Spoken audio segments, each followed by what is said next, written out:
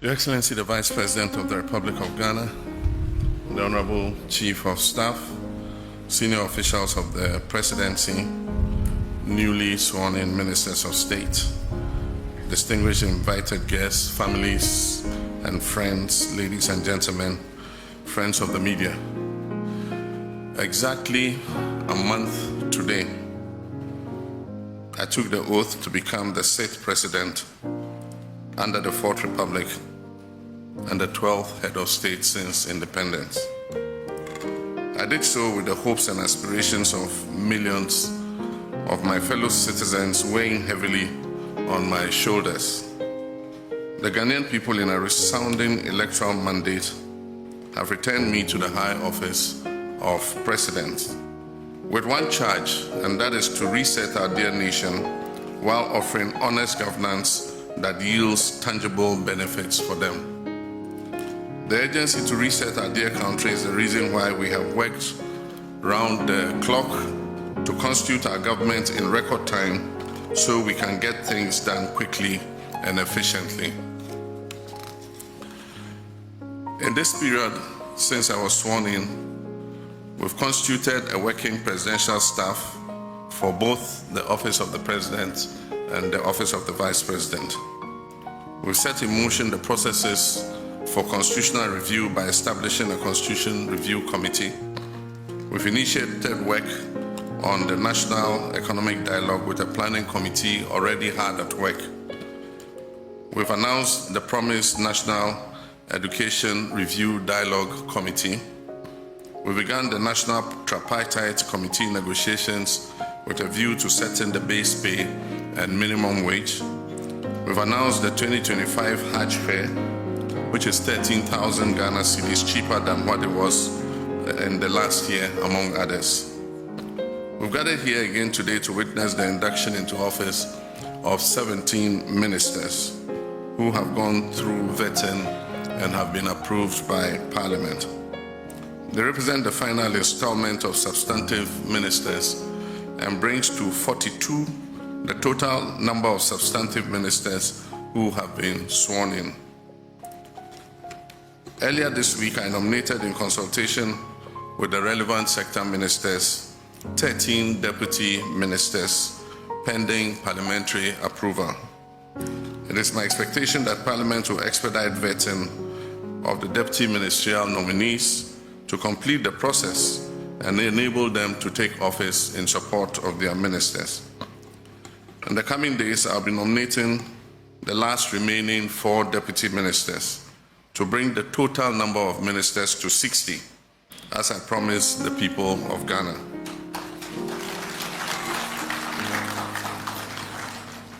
Indeed, we have proven that it is possible to have a lean and efficient government, but that is the easiest part of the job. An efficient government will not make itself. It requires strategy, creativity, innovation, intentionality, and hard work. And I therefore expect nothing but the very best output from all of you. To the 8 of you who will be serving as regional ministers, remember that the people in your regions look up to you to deliver on the promises made during the last campaign, in which you played active roles. How you conduct yourselves will either reflect positively or negatively on this government, and I expect that you will dig deep into your reserves to meet the expectations of our people. In addition, I've just sworn in 9 sector ministers whose performance will be key to the success of this government and the rapid development of our country.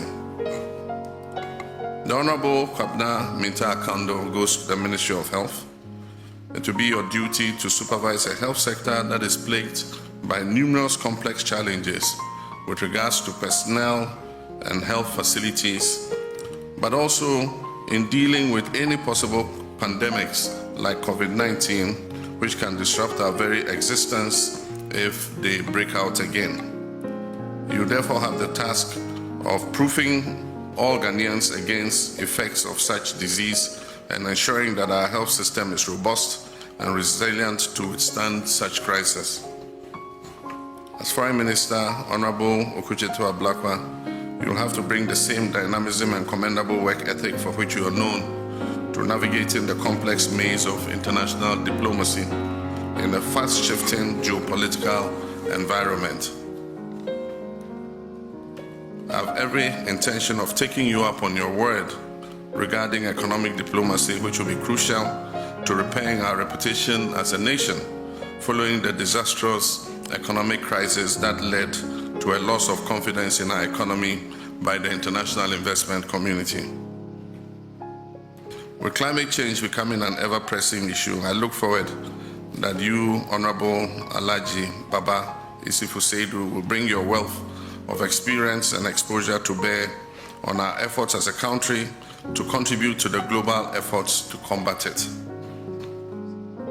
I've made drastic changes to government information dissemination machinery, and I've picked you, Honorable Felix Kwakye Ofosu, to lead the effort as Minister of State for Government Communications to modernize and sharpen how this government interacts and interfaces with the Ghanaian people.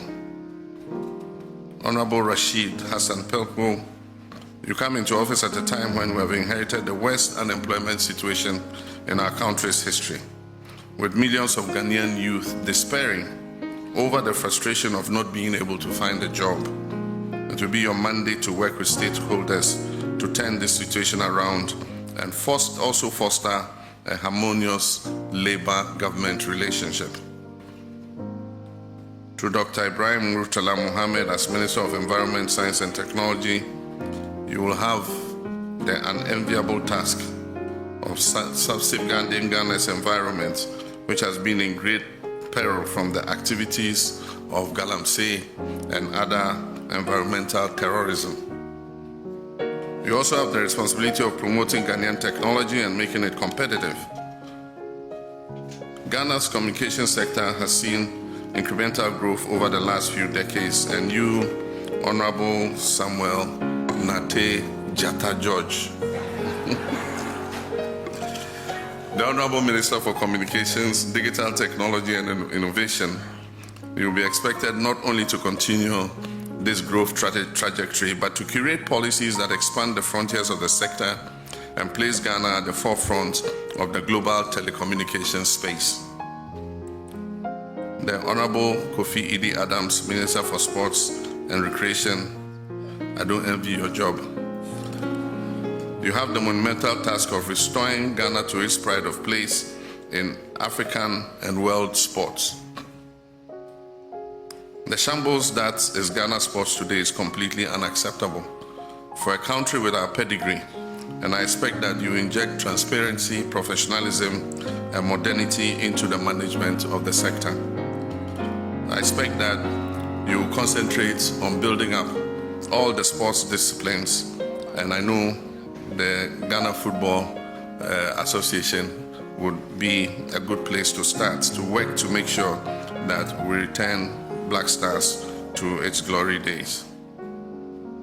And finally, with Honorable Joseph Bukari Nipe, Minister for Transport, you are charged with the task of building on past progress in the transport sector to guarantee swift movement of people and goods through a modernized rail, aviation, and marine transport. I have no doubt that all of you are poised to work tirelessly to improve the lot of Ghanaians in your respective sector based on your experience and your competence. I must, however, remind you of the same caution I sounded to your colleagues who have already taken office, that the hallmark of this government will be modesty and respect for the Ghanaian people. There will be no room for arrogance and pomposity in this government. The resources that you'll be working with belong to the Ghanaian people who put us in office. Those resources are not to be wasted on opulence and extravagance. I've asked the Chief of Staff to write to all government appointees that I've imposed a ban on non-essential travel forthwith to cut down expenditure. Any travel that is deemed essential and necessary must be cleared first with the Office of the Chief of Staff, and such travels will have to be undertaken in modesty, no first class.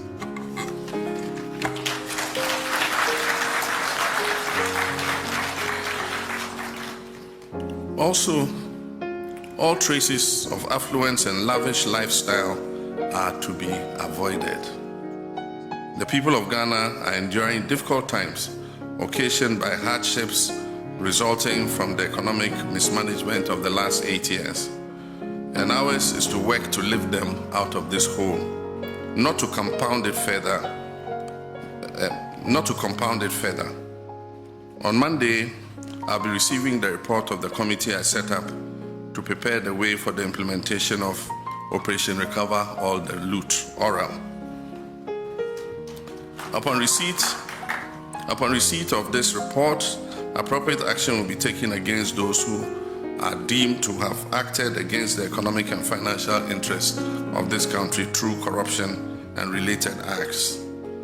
While it is all well and good to hold past office holders accountable for their actions, it is even better to prevent the incidence of corruption in the first place. And as I've already indicated many times, I'll be holding all my appointees in this government to the strictest standards of accountability to ensure that the mandate and resources entrusted to us by the people of Ghana go only into working for them and improving their standards of living. Let me take this opportunity to remind you all that in the coming days, as promised in our 120-day plan, I'll be outdooring a code of conduct and standards for all government officials to guide the conduct of all our appointees. This will leave you in no doubt about what you can do and what you cannot do while serving in public office. You must make this code of conduct your guide and keep it like a Bible by your bedside before you take any action. I made a solemn pledge in our Resetting Ghana manifesto to lead by example and to serve with dedication, selflessness, and deep love for country. I intend to fully keep that pledge to the people of Ghana. And my biblical instruction. Therefore, as ye go forth into your new roles, remember once again that our ministry as a government is not to dispossess the people we govern of their dignity, their livelihoods and opportunities. Ours is rather a duty to reset our country and ensure the equitable distribution of the gains of progress and prosperity to all.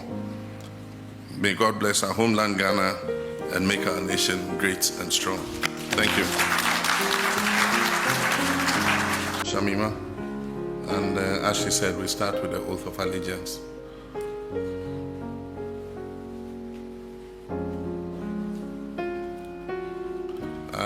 When I say I, you indicate your name after, and then you continue to follow as I read. And so the oath of allegiance, I, do in the name of the Almighty God, swear that I will bear true faith and allegiance to the Republic of Ghana as by law established, that I will uphold the sovereignty and integrity of Ghana, and that I will preserve, protect, and defend the Constitution of the Republic of Ghana. So help me God. Now we come to the oath of a minister of state, and it follows the same pattern. When I say I, you mention your name and continue in that manner. You all have it? Okay. I, having been appointed Minister of State of the Republic of Ghana, do in the name of the Almighty God swear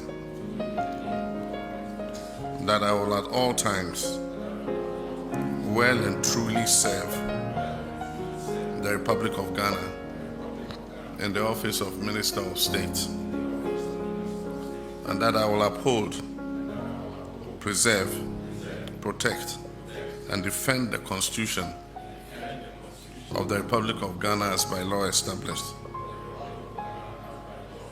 that I will, to the best of my judgment, at all times when required, freely give my counsel and advice for the good management of the public affairs of the Republic of Ghana, and that I will not directly or indirectly reveal any matters that shall come to my knowledge in the discharge of my duties and committed to my secrecy as Minister of State. So help me God. Now you take the final oath, and that is the oath of secrecy. This oath means you shouldn't open your mouth wide everywhere. And so it follows the same pattern. I, holding the office of, mention your office, do in the name of the Almighty God swear that I will not directly or indirectly communicate or reveal to any person any matter which shall be brought under my consideration or shall come to my knowledge in the discharge of my official duties, except as may be required for the discharge of my official duties or as may be specially permitted by law. So help me God. Congratulations.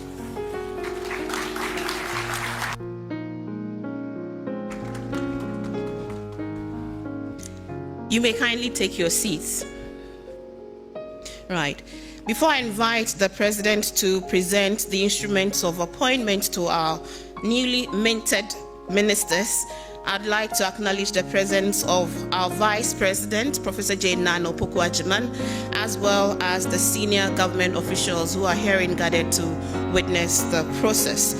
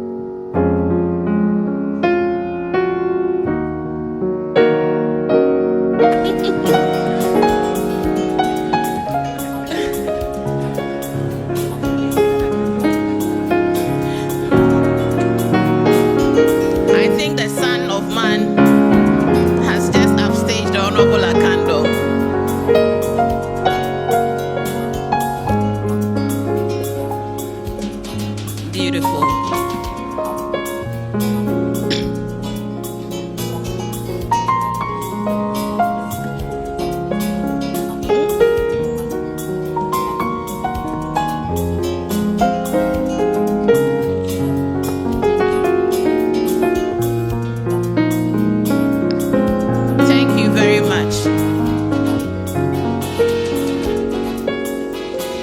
Next, I'd like to invite the Minister for Transport, the Honorable Joseph Bukari Nikwe.